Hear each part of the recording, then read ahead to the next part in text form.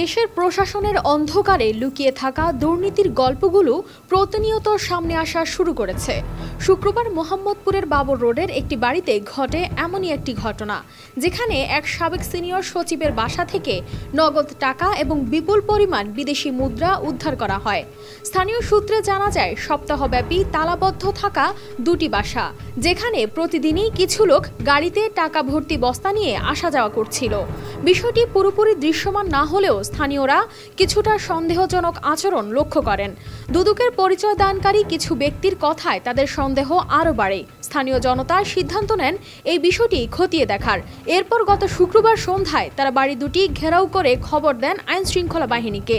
তারপর উদ্ঘাটন হয় সাবেক সরকারি কর্মকর্তার অর্থের পাহাড়, যা দেখে মনে হতে পারে গোটা বাসা যেন একটি ব্যাংক। জায়গায় যারা ডিউটি করে অস্বাভাবিক যাতায়াত দেখতেছে, অস্বাভাবিক লোকজনের অস্বাভাবিক গাড়ির যাতায়াত দেখতেছে। আমি উপরে উঠলাম, উঠার পরে একজনের পরিচয় জানতে চাইলাম, আপনারা কারা? বললো আমরা দুদুকের। এই বাসাটা অনেক সচিব থাকতো, অনেক ধরনের লোকজনই থাকতো। প্রথমে এসে আমি দেখছি 20-25 জন অফিসার। 6000 mAh ব্যাটারির one and only power master NextG N73। লুটের জিনিস যেরকম এরকম যার যার সিস্টেম মতো শেষে কেউ এদিকে সরাচ্ছে, কেউ ওদিকে সরাচ্ছে, কেউ টাকা কোনো ছোট ছোট ব্যাগ করতেছে। ঢাকা মহানগর পুলিশের একাধিক টিম সেখানে পৌঁছে অভিযান পরিচালনা করে। সেই অভিযানে বাসা থেকে উদ্ধার করা হয় নগদ 3,10,166 টাকা, 74,400 টাকার প্রাইস বন্ড এবং 10,03,306 টাকার বিদেশি মুদ্রা।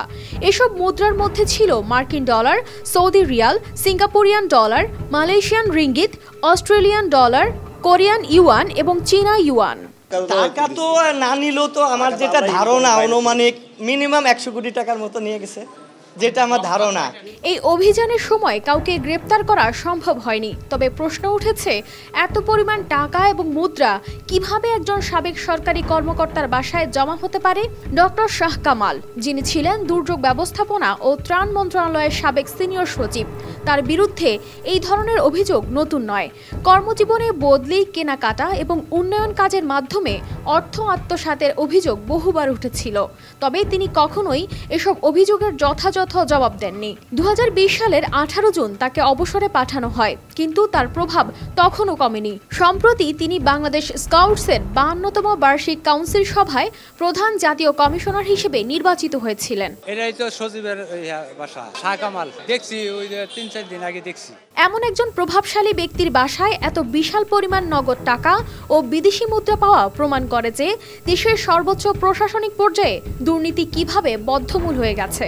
সরকারের উচ্চপদস্থ কর্মকর্তাদের হাতে যখন জনগণের করের টাকা নিয়ে এই ধরনের দুর্নীতির ঘটনা ঘটে, তখন জনগণের বিশ্বাস ভঙ্গ হয় এবং প্রাতিষ্ঠানিক দুর্নীতির বিরুদ্ধে লড়াই আরও কঠিন হয়ে দাঁড়ায়।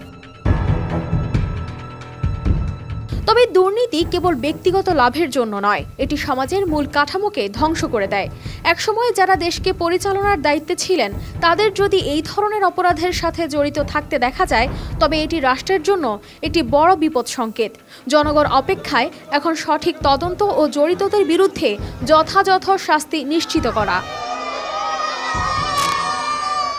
কানিস ফাতেমা শিমু, RTV।